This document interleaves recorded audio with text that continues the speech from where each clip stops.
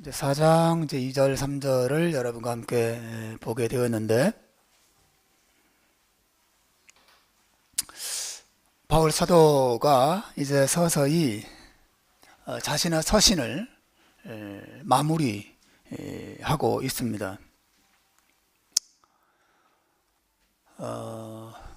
대화를 하다 보면 혹은 편지를 쓰다 보면 정작 중요한 말은 맨 끝에 남겨두는 경우가 많이 있지 않습니까? 저도 요즘이야 뭐 이메일로 그냥 서로 주고받고 카톡으로 주고받고 하지만 옛날에는 편지를 저도 꽤 썼던 것 같아요. 초등학교 시절에는 할아버지 할머니들께 시골에 계신 어르신들께 편지를 종종 보내곤 했는데, 뭐 편지의 목적은 뭐 한결 같았습니다. 뭐 할머니 할아버지 혹시 쌀 한 가마만 보내줄 수 있는지 뭐 이런, 혹은 뭐 고구마 한 푸대를 좀 보내줄 수 있는 뭐 이런 내용이죠. 근데 그 내용을 편지를 쓰면 처음에 안 쓰죠. 앞에는 뭐 구구절절히 뭐 할아버지 할머니 건강하셨어요, 안녕하셨어요 그러면서 여러 가지 다른 얘기를 쫙 쓰다가 결국 하고 싶은 말을 뒤에 딱 붙여서 하게 되는 경우가 많이 있죠. 우리가 오늘 본문을 보면서 그와 같은 느낌을 갖습니다. 바울 사도가 빌보서를 쭉 써나가는 가운데 정말 개인적으로 하고 싶었던 중요한 말을 그리고 자기 마음속에 오랫동안 품고 있었던, 이제까지 말하지 않았던 내용을 본격적으로 사도가 꺼내고 있어요. 그것은 다른 것이 아니라 빌립보 교회 안에 싸우는 두 사람에 대한 내용입니다. 오늘 본문에 그 두 사람의 이름이 등장하고 있어요. 한 사람은 요디아라고 하는 사람이고, 다른 한 사람은 순두부가 아니라 순두개라고 하는 이름입니다. 바울 사도는 지금까지 사실은 여러분이 빌립보서 앞에서부터 쭉 보아오셨으니까 기억하시겠지만 이 빌립보 교회 성도들에게 예수 그리스도의 복음에 합당한 삶을 살 것을 요청했거든요. 그 복음에 합당한 삶은 다른 게 아니라 그들이 서로 하나가 되고 서로 한 뜻이 되고 서로 협력하고 하는 온전하게 연합된 모습을 갖추라고 그 공동체 전체를 향해서 말을 해왔어요. 그런데 오늘 본문에서는 보다 구체적으로 그렇게 할 필요가 있는 두 사람의 이름을 거론하고 있습니다. 여러분이 당사자라고 생각해 보세요. 좀 창피하지 않겠어요? 예? 공개적으로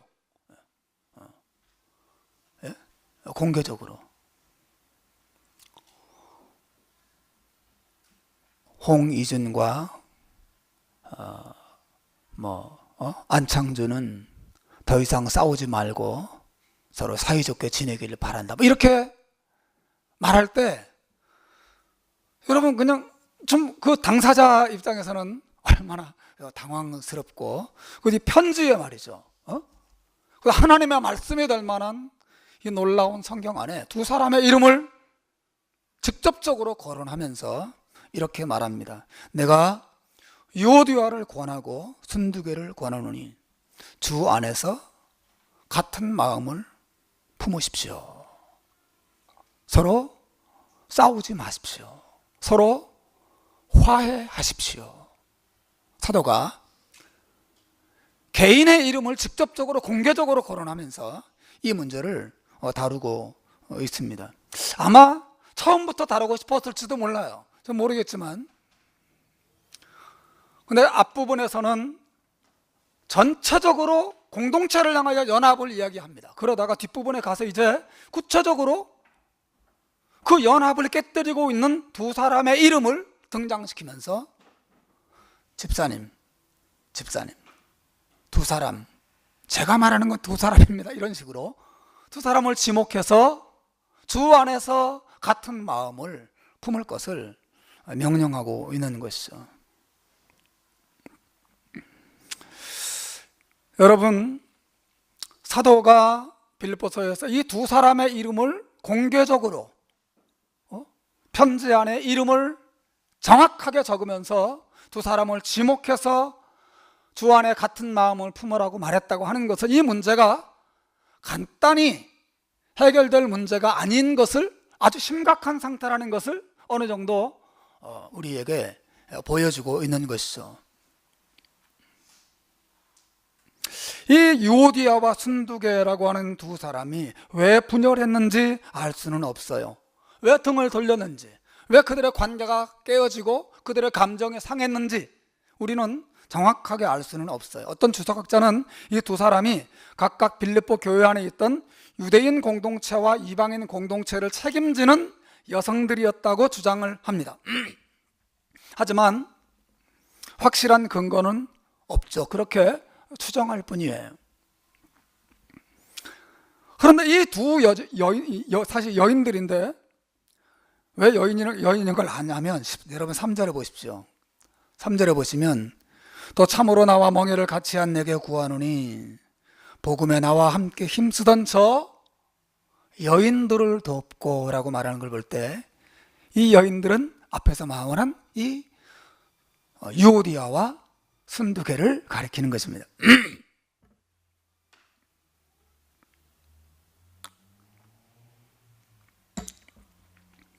이 두 여인은 평범한 신자가 아니라 그 당시 빌립보 교회의 여성 지도자급에 속했던 사람들이었던 것으로 보여져요. 3절을 한 번 더 보십시오. 바울 사도가 이렇게 말합니다. 나와 멍에를 같이 한 사람에게 구하노니, 너에게 구하노니 복음에 나와 함께 힘쓰던 저 여인들을 돕고 또한 클레멘드와 그 외에 나의 동역자들을 도우라, 이렇게 말합니다. 여기 나와 멍에를 같이 한 너에게 구하노니, 여기 나와 멍에를 같이 한 사람, 이 사람의 이름은 등장하지 않거든요. 사실은 누굴까? 학자들은 이 나와 멍에를 같이 했다라고 하는 이 단어가 사실은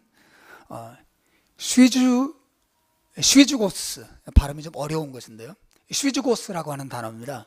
이것이 아마 사람 이름이었을 것이다. 그러니까 쉬즈고스라고 하는 사람에게 지금 부탁하고 있는 것이죠. 그러니까 워드 플레이를 지금 사도가 하고 있는 거예요. 쉬즈고스야, 너에게 말한다, 이렇게 하지 않고 나와 멍에를 같이 한 너에게 구한다, 부탁한다. 무엇을? 저 여인들을 도와라. 어떤 여인들? 복음에 나와 함께 힘쓰던 저 여인들. 이 여인들은 그냥 게으르고 나태하고 그저 그렇게 신앙생활하는 여인들이 아니었어요. 이 여인들은 사도 바울과 함께 복음 사역에 힘을 다하던 그런 여인들이었어요. 그리고 더 정확하게 번역하면 오늘 본문의 정확한 번역은 이거예요. 제가 다 확인해 본 결과 우리나라 번역에 조금 오류가 있는 것 같습니다. 참으로 나와 멍에를 같이 한 내게 구하노니 복음에 나와 함께 힘쓰던 저 여인들, 그리고 클레멘도와 함께 힘쓰고 그 외에 나의 동역자들과도 함께 힘쓰던 저 여인을 도우라, 저 여인들을 도우라, 이렇게 돼 있어요. 무슨 말인지 알겠죠? 사도 바울과만 함께 협력하고 힘썼던 여인들이 아니라 클레멘도와도 함께 힘쓰고 그 외에 바울의 동역자들과도 함께 협력해서 교회를 세우는데 힘을 다했던 그 여인들을 쉬즈고스를 향해서 도우라고, 화해하는 것을 도우라고 사도가 요청하고 있는 것입니다.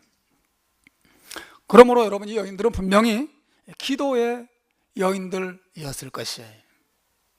이 여인들은 빌립보 지역의 많은 불신자들에게 복음을 전하는 일에 열심을 내던 여인들이었을 것입니다. 이 여인들은 봉사와 헌신의 여인들이었을 거예요. 그러므로 이 여인들은 빌립보 교회의 기둥과 같은 여인들이었을 것입니다. 저는 우리 교회 안에 남성들이 좀 더 많아지기를 바라고, 남성들이 좀 더 활발하게 활동하게 되길 바라고, 남성들이 기도하고 남성들이 헌신하게 되기를 바라요. 그러나 예나 지금이나 확실히 여성들에게 하나님께서 더 많은 성령의 은혜를 주시고 또 주님을 사모하는 간절한 그런 마음들을 부어주셔서 은혜 가운데 교회의 일꾼으로 세워주셨다는 것을 우리가 많이 볼 수 있어요. 이 빌립보 교회도 마찬가지였던 것 같습니다. 여러분 기억하시죠? 사도 바울이 빌립보에서 교회를 처음 세울 때 그 교회 바울과 함께 협력했던 최초의 신자가 누굽니까? 빌립보의 자주장사 루디아입니다. 그 교회를 바울과 함께 처음 개척했던 사람도 여인이었어요. 그리고 이 빌립보 교회에 기둥과 같은 역할을 했던 많은 여인들이 있었는데 그 대표적인 사람이 두 사람이었어요. 그런데 이 신실하고 헌신적이고 은혜가 충만했던 두 여인이 서로 마음이 상했고 등을 돌린 채 신앙생활을 하고 있었고, 그 소식이 에바브로디도를 통해서 바울에게 귀에 들어갔다는 것이죠. 그리고 그 이 두 여인 때문에 교회가 많은 어려움을 겪고 있다는 사실을 바울이 들었던 것입니다. 그래서 빌립보 일서를 써가면서 그들에게 연합을 앞부분에 강조한 다음에 뒷부분에 가서 구체적으로 두 여인의 이름을 거론하면서 주 안에서 같은 마음을 품으라고 요청하고, 또 시주고스라고 하는 사람을 향해서 그 여인들이 화해하도록 자네가 돕고 중간에서 다리 역할을 잘 하라고 부탁하고 있어요. 이게 본문의 전체적인 내용입니다. 사랑하는 여러분, 신실한 믿음의 사람들도 신앙생활 하다 보면 상처를 주고받을 수 있습니다. 마음이 상할 수 있죠. 싸울 수도 있습니다. 바울이 개척한 또 그나마 성령으로 은혜로 충만했다고 말하던 빌립보 교회에도 그런 일이 있었어요. 우리 교회도 그럴 수 있고 지상의 모든 교회들 안에 이런 문제가 있고 또 앞으로도 발생할 수밖에 없는 것이죠. 너무 일반적입니다.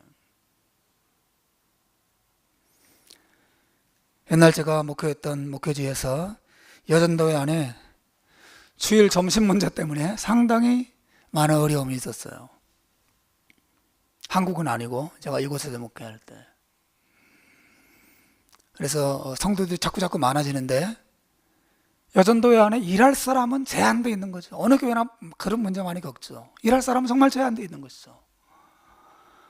그래서 일을 하는 사람만 계속하고 안 하는 사람은 안 하고, 그러다 보니까 여전도에 원래 모일 때마다 그렇게 언성을 높이고 싸움도 일어나고 그런 일이 자주 있었어요. 그래서 왜 너는 일을 안 하냐? 나는 일을 할 수 없는 상황이다. 그러면 일할 수 없으면 밥을 줄이자, 먹지 말자, 빵으로 대체하자, 그러면서 막 서로 막 별별 얘기를 주고받으면서 해서 그렇게 그것 때문에 마음 상하고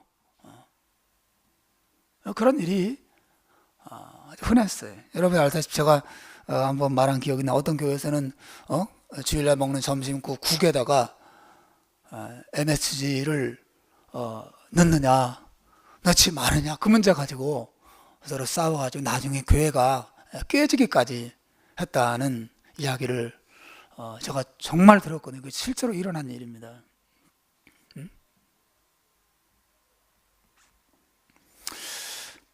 여러분, 천국에 올라가기 전까지 우리가 감정이 상하는 일이 없이 신앙생활 하는 일은 사실은 이 땅에서는 불가능합니다. 빌립보 교회가 우리에게 그것을 가르쳐 주는 것이죠. 왜냐하면 사실은 상처를 받는다고 하는 것은 누군가의 잘못 때문에 상처를 받는 경우를 의미하기도 하지만, 이것은 우리 자신이 상처를 받을 수밖에 없는 상태에 있기 때문에 상처를 입는 경우도 있습니다. 제가 이발을 하고 집에 돌아가면 어떤 날은 아내가 아유 이발하셨네요. 아, 보기 좋아요. 이렇게 한마디 할 때도 있고, 어떤 날은 아무 말도 하지 않을 때도 있어요. 근데 어떤 날 그렇게 말해주면 기분이 좋고, 또 말해주지 않더라도 뭐 말하지 않나 보다, 안나 보다, 그냥 넘어갈 때도 너무너무 많이 있거든요. 그때 근데 똑같은 침묵이라도 어떤 날은 내게 상처가 전혀 안 되지만 어떤 날은 그게 너무너무 서운하고 화도 나고, 남편이 머리 잘랐는데 그것도 못 알아보나? 그런 게 내 마음에 감정을 좀 이렇게 뒤흔들어 놓는 그런 순간도 있거든요. 근데 여러분, 제가 항상 그런 것은 아닙니다. 어떤 날은 그게 아무렇지도 않아요. 근데 어떤 날은 그게 내게 상처가 되기도 해. 여러분, 그렇지 않습니까?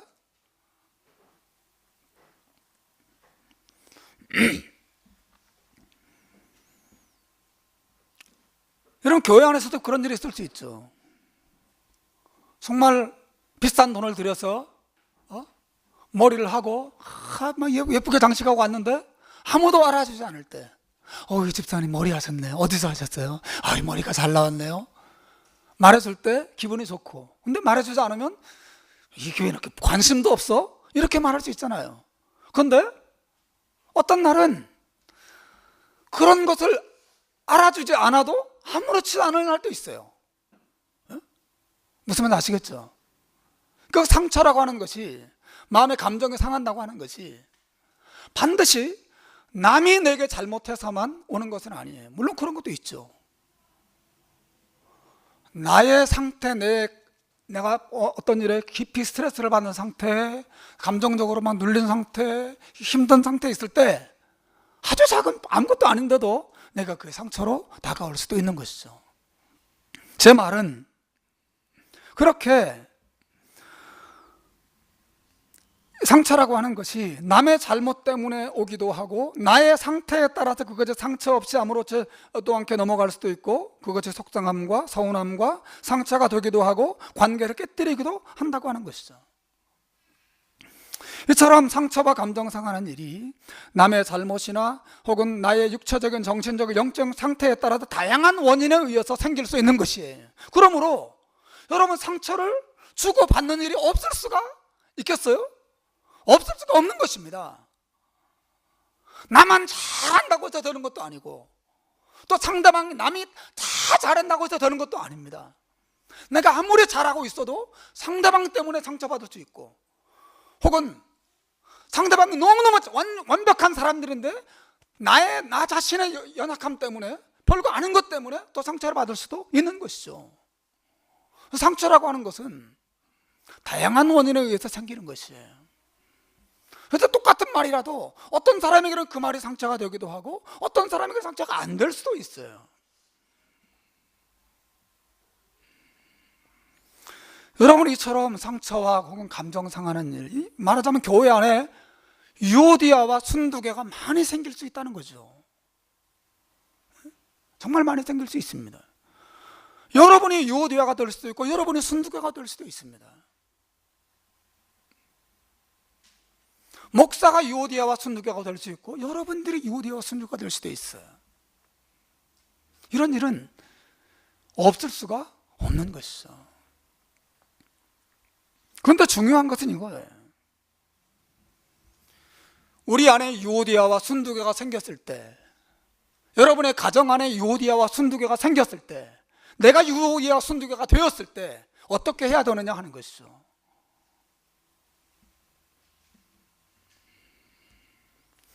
분명한 것은 사도 바울이 그 유오디아와 순두개를 그렇게 감정에 상한 상태로 그대로 버려두고자 하지 않았다는 것입니다.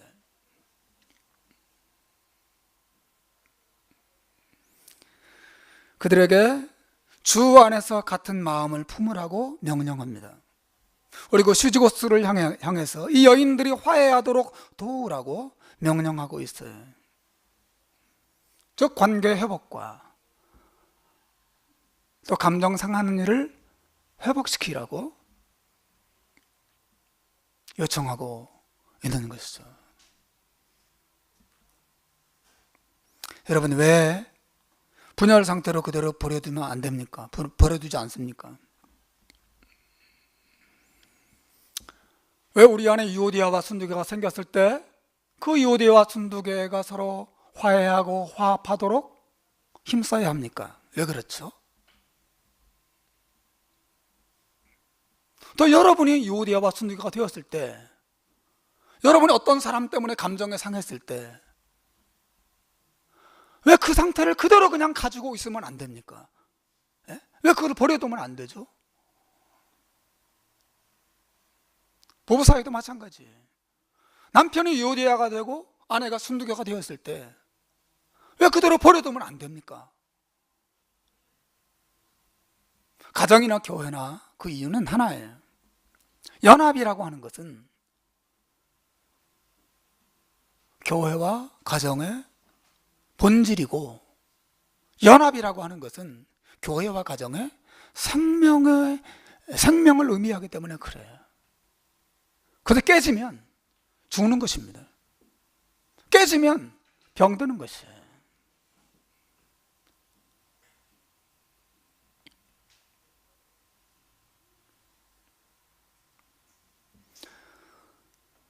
여러분, 신자의 아름다운 연합은 예수님께서 십자가에 죽으신 목적이에요. 우리 정말 이것을 심각하게 생각해야 됩니다. 요한복음 17장 22절에 보면 예수님이 하나님 앞에 기도하면서 이렇게 말씀하십니다. 내게 주신 영광을 내가 저희에게 주었사오니 이는 우리가 하나 된 것 같이 저희도 하나가 되게 하려 함이니이다. 하나님께서 예수님에게 영광을 주셨어요. 하나님의 아들의 영광입니다. 그 모든 영광을 하나님의 백성들에게 주셨다고 말합니다. 내게 주신 영광을 내가 저희에게 주었습니다. 무슨 말이죠? 예수님께서 자기 백성들에게 용서를 베푸시고 사랑을 베푸시고 은혜를 베푸시고 구원을 베푸시고 축복을 베풀어 줬다는 것이죠.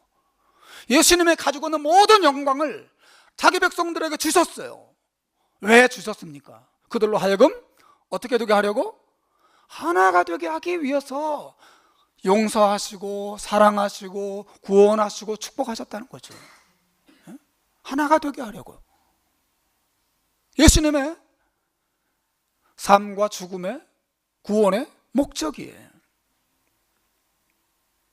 연합은 생명과 같은 것입니다.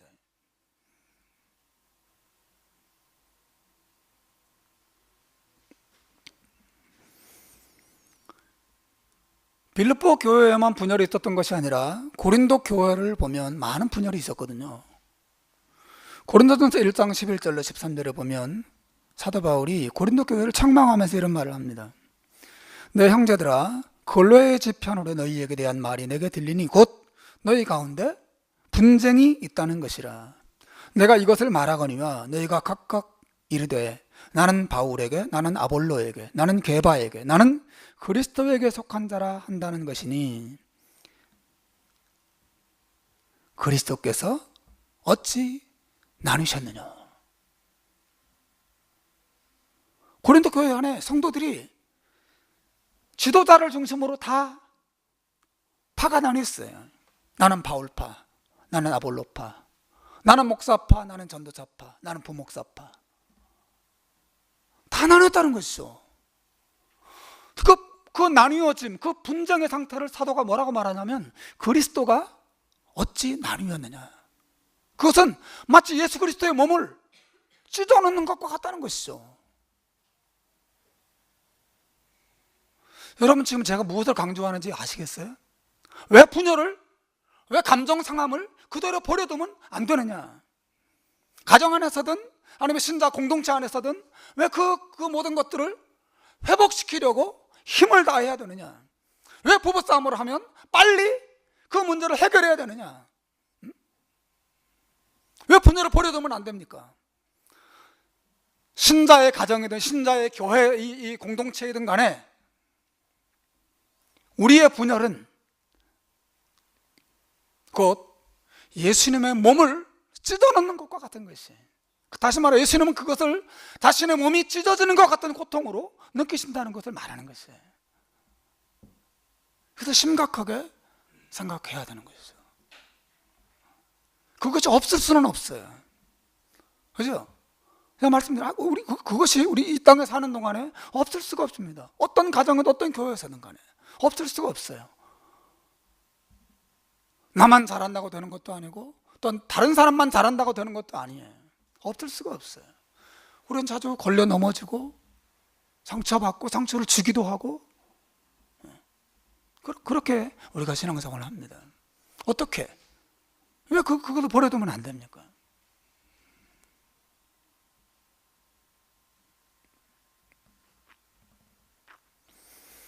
그래도 이 모든 것들을 정말 심각하게 생각하고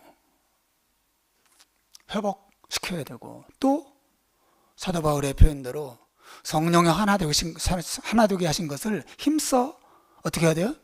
지켜야 하는 것이죠. 정말 지켜내야 하는 것입니다. 찢고 분열시키는 것, 덩글덩글리게 하는 것, 이것은 사탄이 하는 짓이에요. 정말 그렇습니다. 그 모든 배후에 사탄의 역사가 있죠.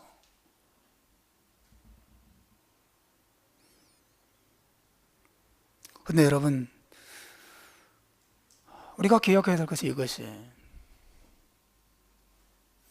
혹시 내가 그런 분열의 죄를 교회 안에서나 혹은 가정 안에서나 저지르고 있지는 않은가? 우리 자신 한번, 목사인 저부터 한번 돌아봐야 합니다.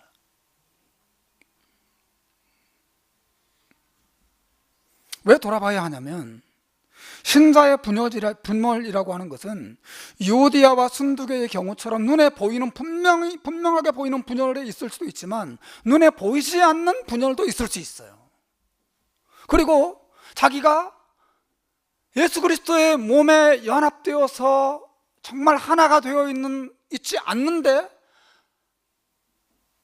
자기가 그것을 모를 수도 있어요. 정말 무슨 말인지 아시겠어요? 자기가 모를 수 있어요. 서로가 서로를 법정에 고소 고발하고, 한 사람은 교회 나오고 한 사람은 안 나오고, 서로 감정을 상해서 교회 안에서 얼굴도 보지 않는 그런 분열의 상태도 있지만, 그런 일이 전혀 없음에도 불구하고 우리가 분열된 상태에 있을 수도 있어요. 여러분, 사도 바울이 생각하는 분열 상태의 기준이 무엇입니까?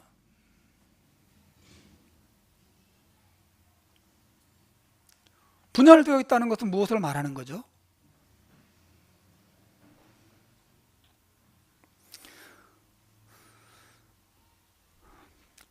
그것은 주 안에서 같은 마음을 품지 못하는 상태예요. 바울 사도가 유오디아와 순두개에게 뭐라고 권면합니까? 내가 유오디아를 권하고 순두개를 권하노니 주 안에서 같은 마음을 품으라고 말합니다.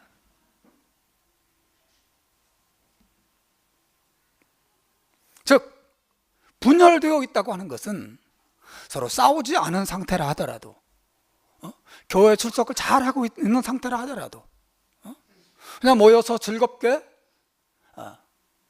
웃고 교제할 수 있는 그런 상태라 하더라도, 만일 우리가 주 안에서 같은 마음을 품고 있는 상태가 아니라면 우리는 사실상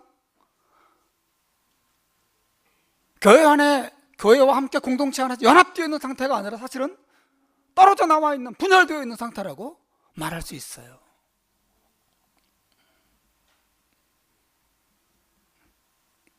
이 유오디아와 순두개의 문제는 그저 개인적인 감정만 상한 상태가 아니라 주 안에서 같은 마음을 잃어버린 상태에 있었다는 거죠. 같은 마음. 같은 마음이라는 게 뭐예요? 그 기준이 무엇입니까? 하나님과 같은 마음이죠.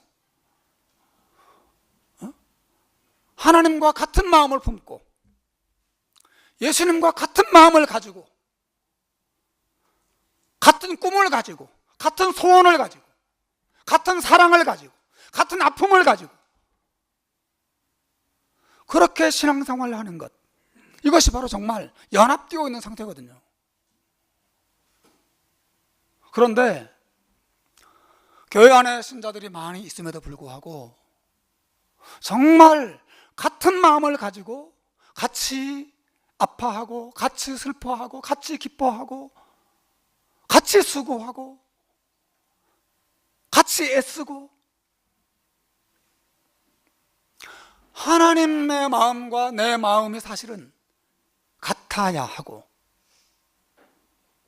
교회를 바라보면서 하나님이 정말 가지고 교회를 바라보면서 품고 있는 소원을 나도 사실은 같이 품고 같이 안타까워하고 같이 아파하고 같이 기뻐하고 감격해하고, 여러분 이것이 같은 마음을 품는 것이죠. 같은 마음.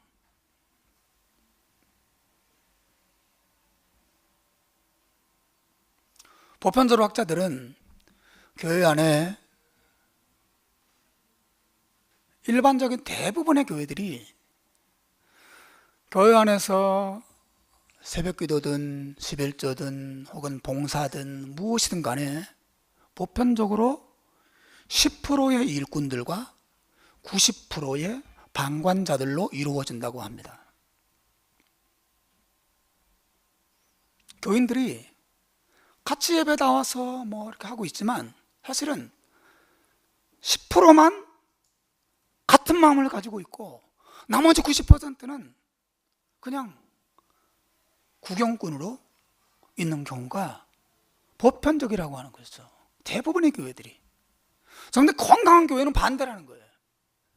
90%가 같은 마음을 가지고 같이 기도하고 같이 애쓰고 같이 아파하고 같이 돌보고, 하지만 나머지 10% 정도가 그렇지 못한 경우가 있다는 거죠.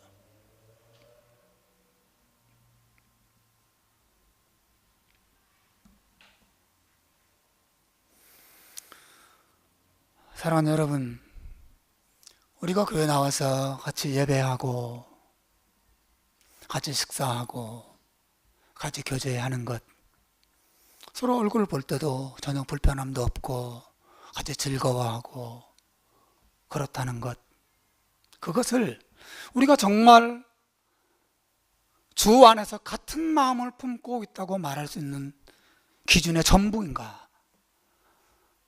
그렇지 않을 수 있습니다. 우리가 서로 감정 상하는 일은 없어도 유오디아와 순두개와 같은 상황에 우리가 처해 있을 수 있고, 예수 그리스도의 몸을 사실은 우리가 분열시키고 있는,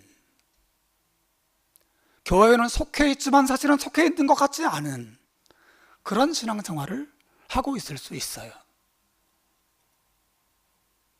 정말 주님이 기대하시는, 정말 성경이 우리가 요구하는 신앙은 주 안에서 모든 신자들이 같은 마음을 품고 신앙생활하는 것입니다. 이게 성경적인 신앙이에요. 이거 제가 여러분에게 자주 얘기하는 거예요. 주일날 예배 한번 드리는 신앙은 충분하지 않습니다. 건강하지 않습니다. 우리는 힘을 다해서, 정말 힘을 다해서 주 안에서 같은 마음을 품고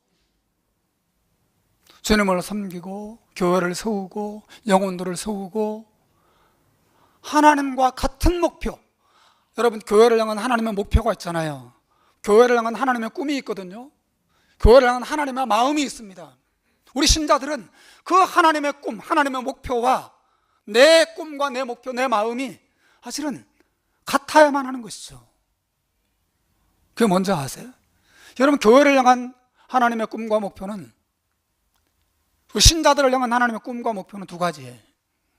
하나는 우리가 땅끝까지 예수 그리스도의 복음을 전파하는 것이죠. 여러분 잘 알다시피 마태복음 28장 19절 20절에서 예수님의 마지막 지상 명령이 등장합니다. 그러므로 너희는 가서 모든 족속으로 민족으로 제자를 삼아 아버지와 아들과 성령의 이름으로 세례를 주고 세례를 베풀고 내가 너희에게 분부한 모든 것을 가르쳐 지키게 하라. 볼지어다 내가 세상 끝날까지 너희와 항상 함께 있으리라. 여러분, 예수님의 마음, 예수의 사랑과 예수의 구원의 복음을 땅끝까지 모든 족속에게, 모든 민족들에게 전파하는 것, 이게 우리 주님의 꿈이죠. 또 하나 있어요. 에베소 4장 13절에 보면 사도 바울이 이렇게 말합니다. 우리가 다 하나님의 아들을 믿는 것과 아는 일에 하나가 되어 온전한 사람을 이루어 그리스도의 장성한 분량에 충만한 데까지 이르리니, 즉 또 하나의 목표는 우리가 이 공동체 안에서 함께 자라고 성장해서 성숙한 신자가 되는 것입니다. 안으로는 우리가 성숙해지고 밖으로는 복음을 땅끝까지 증거하는 것, 이것이 우리 모든 개개인 신자들과 개개인 개별 그리스도인 가정들과 또 이 하나님의 이 공동체를 향한 성경이 말하는 대표적인 두 가지 목표예요. 하나님의 마음입니다. 주님은 우리를 통해서 땅끝까지 예수의 사랑을 전파하기 원하세요. 그리고 주님은 우리가 이 교회 공동체 안에서 영적으로 정말 건강하게 자라기를 원하십니다.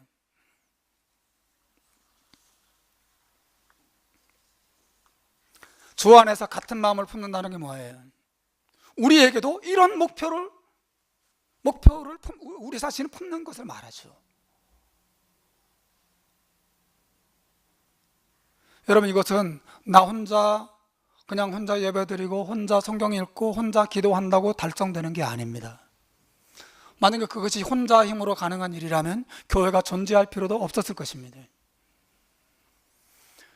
여러분이 이 교회에 나오든 어느 교회를 나가든 여러분이 출석하는 교회에서 그 교회와 함께 교회 안에서 그 교인들과 더불어 함께 협력해서 같은 마음을 품고 이 일에 수고하고 헌신해야 되는 것이에요.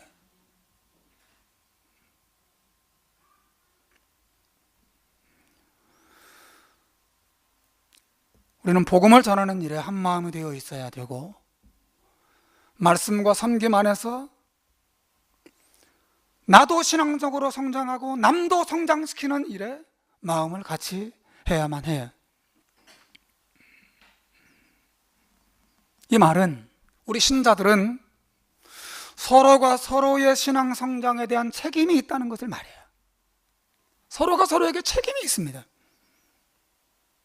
저는 여러분을 성장하게 해야 될 책임이 있고, 여러분과 부대끼면서 나도 자라야 할, 저도 자라야 되거든요. 제가 목회하면서 저는 잘하는 것입니다. 여러분이 직장에서 직장 생활하면서 잘하시죠? 저는 목회하면서 저는 잘하는 것입니다. 잘하고 훈련되고 또 변화되고 새로워지는 것이죠. 어쨌든 우리는 각자 자신에 대한 책임도 있고, 그만이 아니라 나는 여러분은 저를 성장시켜야 될 책임이 있는 것이에요. 서로가 서로에 대해서. 그리고 신앙생활을 한다는 것은 이 책임을 서로에게 잘 감당하는 것이에요. 잘 감당하는 거예요.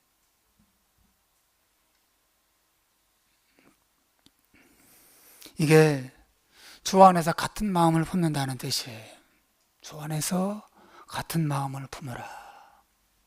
그래서 너도 잘하고 남도 잘하게 하고 교회를 온전한 교회로 만들고, 그리고 너희들의 협력 때문에 온 세상이 예수의 사랑을 알게 하라. 이게 유오디아와 순두교를 향한 사도 바울이 정말 하고 싶은 말이거든요. 그냥 두 사람만 서로 사이좋게 지내라, 이 말만 하고 있는 게 아니에요. 여러분, 팔은 입에 무엇을 넣어줘야 될 책임이 있죠. 입은 자기 안에 들어온 음식을 씹어서 위 안으로 넣어줄 의무가 있어요. 아니면 위가 밖으로 나가서 혼자 찾아 먹으러 다녀야 돼요. 예? 입이 씹어서 입 안으로 넣어줘야 될 책임이 있어요.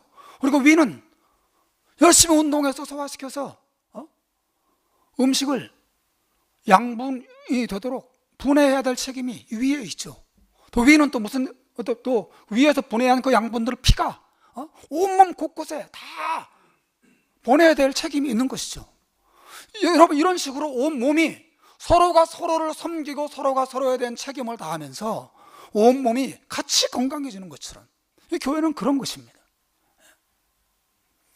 여러분, 우리는 서로가 서로에 대해서 주님의 이 마음을 품고 서로가 서로에 대한 책임을 다하고자 해야 합니다.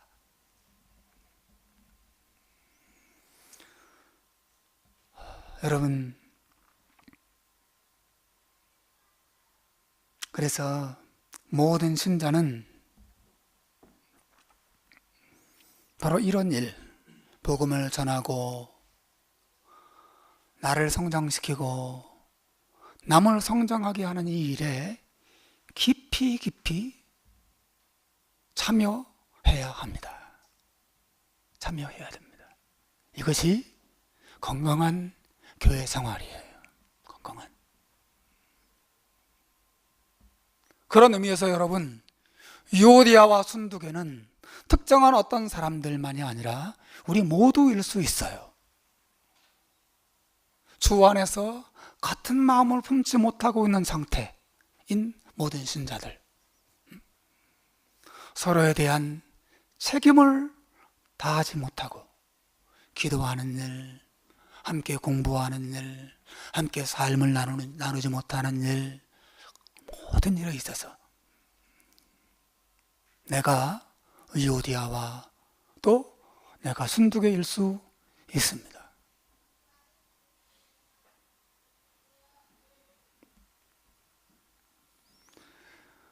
재미있는 것은 오늘 사도 바울이 유오디아 한 사람에게만 권면하고 있지 않고 순두계 한 사람에게만 권면하고 있지 않아요. 그죠? 그리고 유오디아와 순두계를 한꺼번에 이름을 부르고 있지도 않습니다. 어떻게 합니까? 따로 이름을 불러서 따로 권면하고 있어요. 내가 유오디아를 권하고 순두계를 권하노니. 그냥 뭉뚱그려서 내가 유오디아와 순두계를 권하노니 이렇게 하면 될 텐데, 그렇게 하지 않고 내가 유오디아를 권하고 순두계를 권한다. 주 안에서 같은 마음을 품기를. 그래서 아마도 이 두 사람의 마음 상함이 어느 한 사람의 문제 때문에만 일어난 것이 아님을 보여주는 것 같아요. 어쨌거나 바울은 이 두 사람이 다시 예수 그리스도를 바라보고 하나님 나라와 영광을 위해서 주님을 사랑하는 마음으로 같은 마음을 품고 연합해서 이 빌립보 교회를 잘 세우고 이 교회를 통해서 하나님의 영광을 드러내기를 원하시는 것을 바울 사도를 통해서 우리에게 보여주셨습니다. 사랑하는 여러분, 이 빌립보서 4장 2절과 3절에서 말하는 이 교훈을 저와 여러분이, 우리 교회 온 공동체가 함께 믿음으로 받아서 우리 안에 진정한 사랑과 연합과 또 서로가 서로에게 책임을 다하는 아름다운 공동체를 함께 이루어가기를 주님의 이름으로 축원합니다. 기도하겠습니다.